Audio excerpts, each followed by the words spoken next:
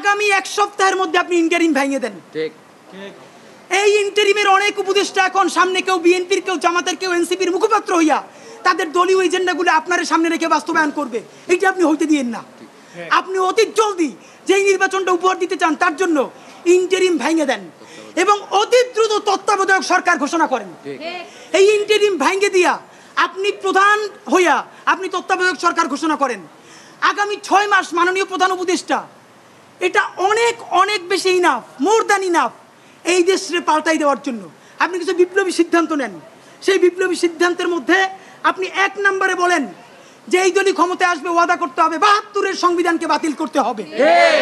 যেই 72-এর সংবিধানের মধ্য দিয়ে বাকশাল হয়েছে, বিচারিক হত্যাকাণ্ড হয়েছে, সেই সংবিধানকে নতুন সংসদে বাতিল করে জুলাইয়ের ঘোষণাপত্রের আলোকে এবং জুলাইয়ের সনদের আলোকে নতুন সংবিধান রচনা করতে হবে।